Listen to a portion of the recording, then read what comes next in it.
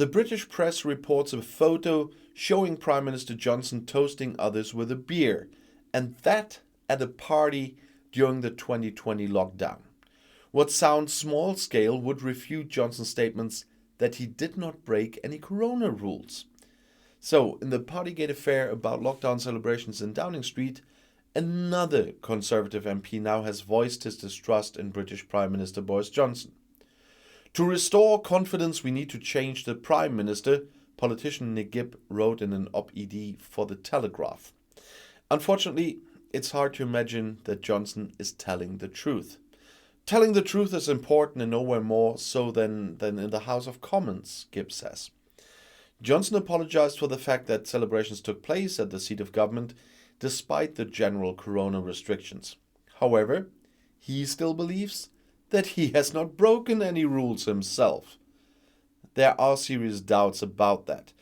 According to media reports, at least 18 MPs from his own party have now voted no confidence in him, making a vote of no confidence, let's say, more likely.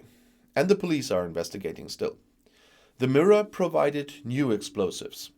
The newspaper, citing unnamed sources, reported on a photo available to the police that showed Johnson holding a beer can at a celebration for his birthday in 2020 and toasting others. The Conservative head of government repeatedly emphasizes that he was only present at meetings for a short time and in connection with work appointments. An investigation report had attested to those responsible in Downing Street because of the party's leadership failure. And if at least 54 MPs withdraw their support for Johnson, there would be a vote of no confidence. Partygate is also causing unrest in the cabinet.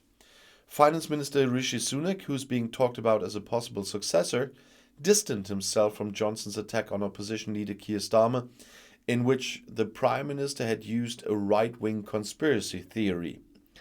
As a result, according to The Times, other cabinet members accused Sunak of selfish maneuvers or called for his resignation. Most recently, things got lonely around Boris Johnson. Several members left 10 Downing Street, including his longtime advisor Munira Mirza. The British Prime Minister has now filled important posts. British Prime Minister Boris Johnson has appointed a new Chief of Staff. Steve Barclay, former Brexit minister under Theresa May, will take over the post, the British government announced on Saturday. And Barclay himself commented on Twitter. He tweeted, "It's an honor to take on the post in addition to his previous duties as Minister for Cabinet Affairs." According to consistent media reports, former BBC journalist Guto Harry is also set to become Johnson's new communications director. Harry has been speaking for Johnson since he was mayor of London. A total of 5 close associates of Johnson recently announced their withdrawal within a few hours. In addition to Chief of Staff Dan Rosenfield and Communications Chief Jack Doyle, Johnson's political advisor Munira Mirza also resigned. She had worked for Johnson for a total of 14 years. And Johnson, what did he do? He accused opposition leader Keir Starmer in Parliament last Monday of failing to investigate paedophile BBC presenter Jimmy Savile when he was Chief of Public Prosecutors. Savile is considered one of the worst sex criminals in British history. He died in 2011 without ever being prosecuted for his actions. Although Starmer was in office at the time, he had nothing to do with the Savile case.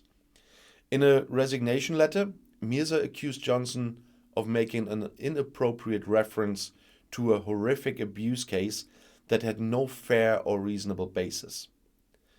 And Johnson is under enormous pressure because of the so-called Partygate affair. An investigation report accuses those responsible in Downing Street of leadership failure and rule breaking, and the police are also still investigating. And several social gatherings had taken place in Downing Street during the British lockdown, with occasional drinking, bawling and dancing. And the crucial question is how much support Johnson still has in his own party. As I said already, it's said that 18 MPs have already written their support for Johnson off. And with Nick Gibb, the next Tory was the one on Friday. And others, including Culture Secretary Nadine Dorries, defended Johnson. The vast majority of the party is behind him, said Dorries. But that is the picture of the moment because it still suits them. Let's see what happens next. And I'll see you in my next video. Bis gleich.